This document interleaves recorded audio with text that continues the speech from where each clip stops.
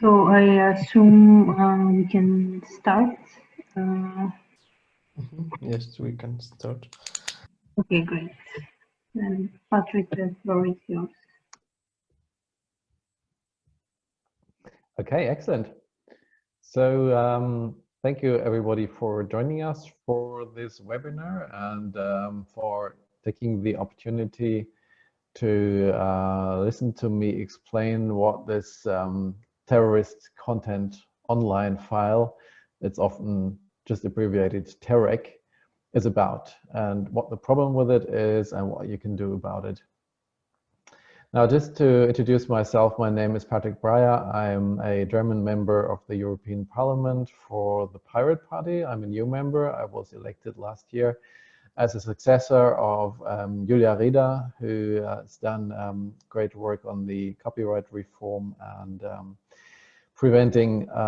trying to prevent upload filters in that context. Unfortunately, the Save Your Internet, by a very small margin, has not managed to prevent upload filters from being made mandatory to detect copyrighted content, even though we know how error-prone this technology is. Still, there is an action pending with the European Court of Justice, and there's also an initiative to bring more court cases, to do more litigation around this. So we can have some hopes that the European Court of Justice may yet annul this provision from the copyright reform.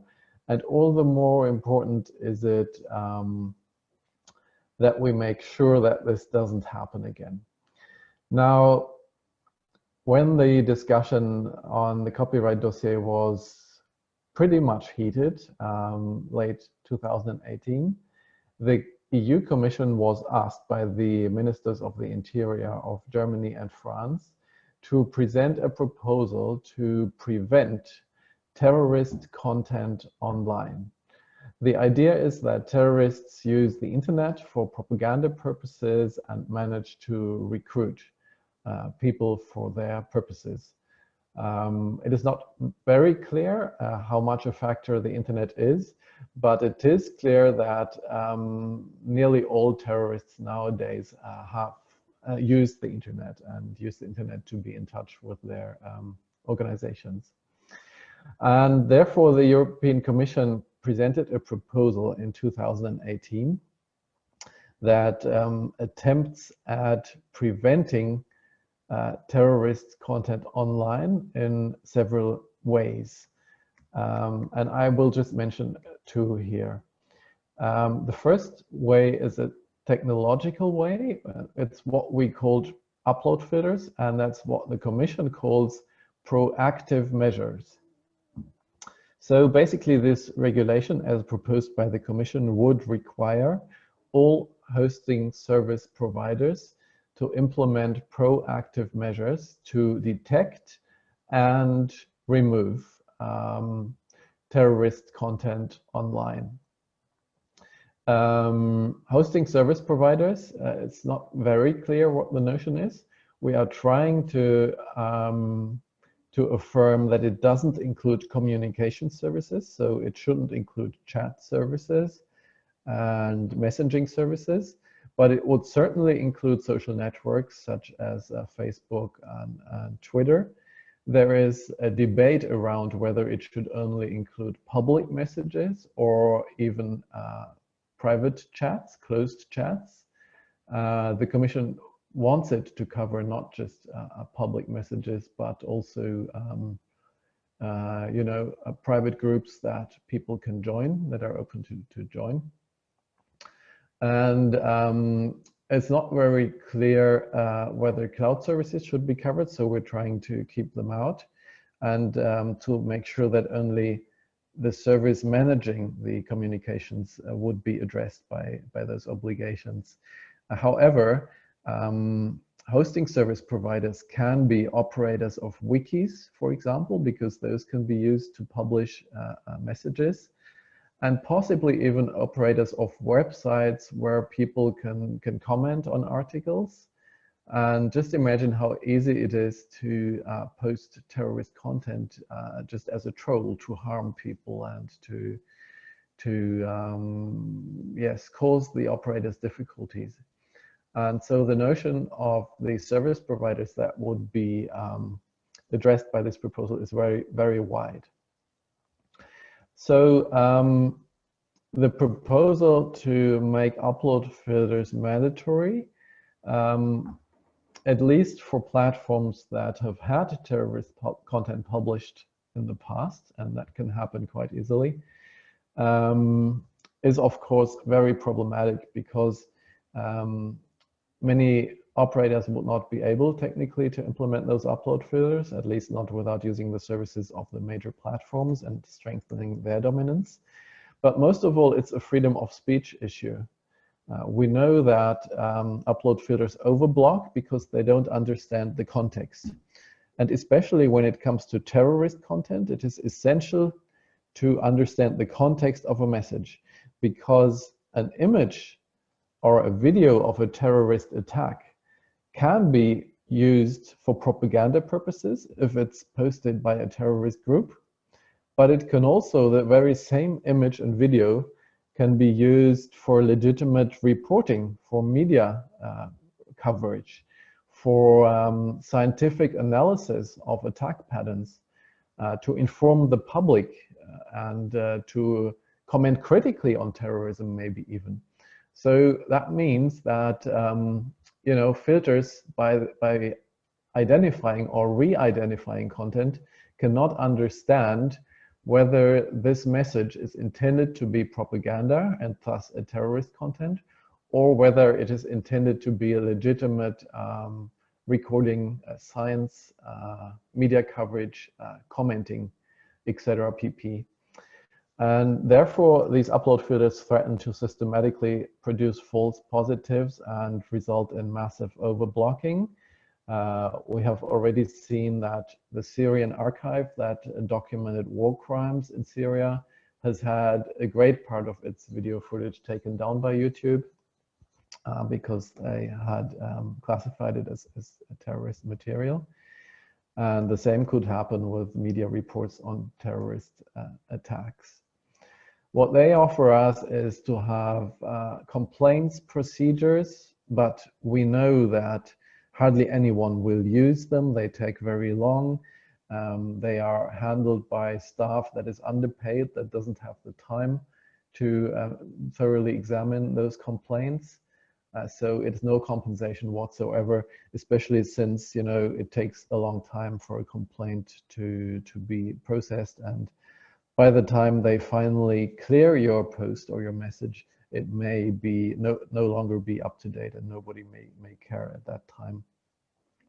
They also say, you know, let's have a human moderator check the filter results, but in practice it's just useless because they just have 5 seconds per click, and those contractors that are underpaid and not well trained,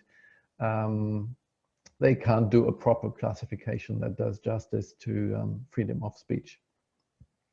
So I think we should be really angry at the Commission simply ignoring the protests against upload filters in the copyright reform and pursuing this project despite all protests. And likewise, the member state governments that are negotiating with the parliament at the moment in the context of a so-called trilogue, the majority of them actually still wants these compulsory filtering tools. And I'm not sure the public is aware. Some may think that the government has learned from those debates, but then when you talk to them, they are by no means willing to waive this requirement. We can tell you some more about positions of individual governments if you have questions, so you can just ask me afterwards or get in touch with us.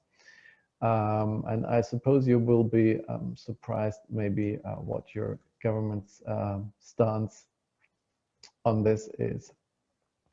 So that is the first highly problematic way in which this instrument could impact our fundamental rights by introducing mandatory upload filters. One thing actually that we have achieved with the protests is that the European Parliament has adopted a stance that they don't want mandatory upload filters in the context of this terrorism content online regulation.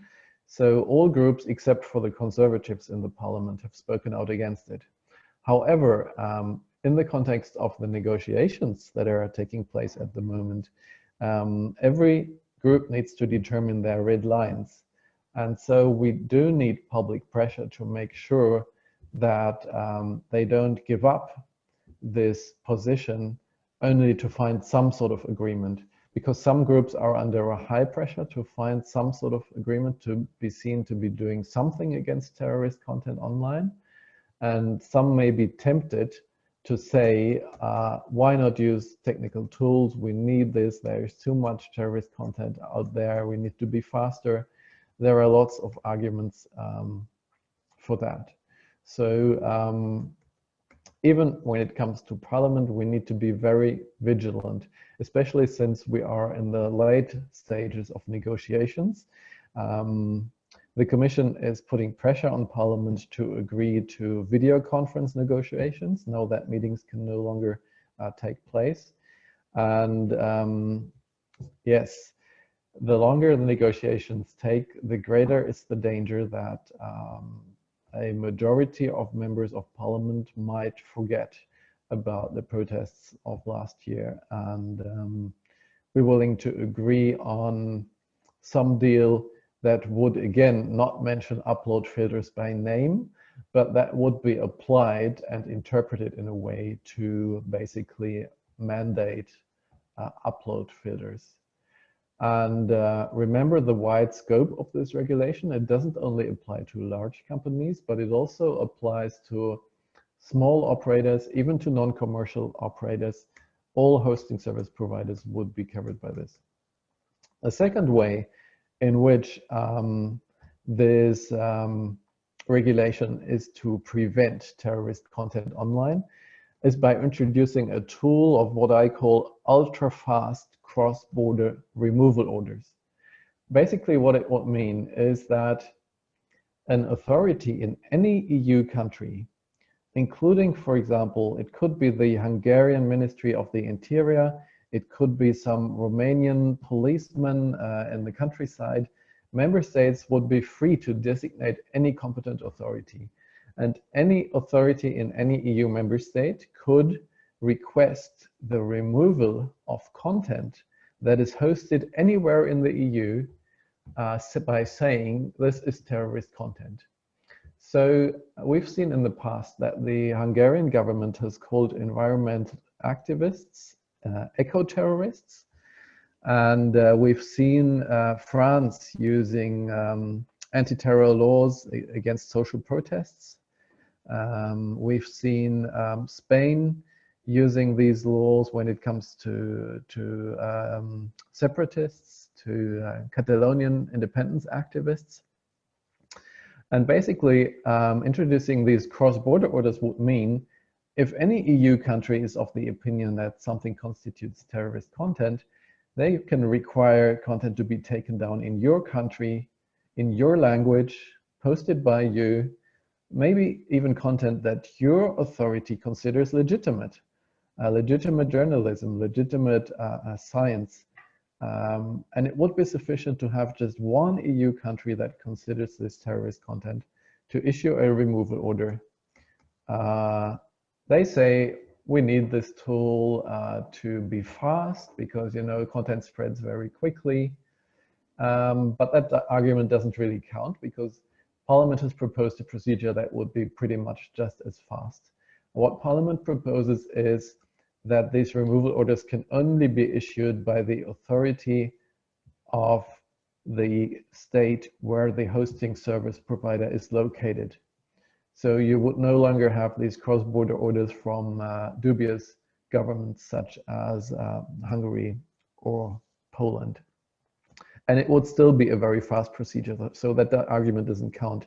So basically what they argue against the proposal is only saying, look, it would increase the bureaucracy. It would mean more effort to have this counter-checked by the authority of the residing state.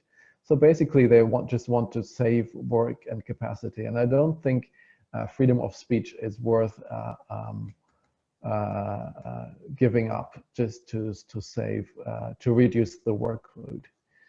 Many governments are arguing against this cross-check, against this two-step procedure, which would, in cross-border cases, involve that the government of the hosting state would cross-check. Parliament originally required that authorities should be independent. However, in the context of compromise negotiations, this has already been dropped.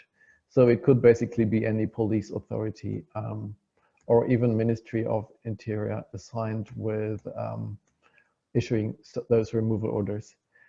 And also, what I haven't mentioned yet, these removal orders would have to be followed within 1 hour by hosting service providers. If they have been checked properly, there is no issue of the hosting service providers having to cross-check, but many small operators and non-commercial operators of websites would not be able to implement orders within 1 hour, especially outside business hours at night, during weekends.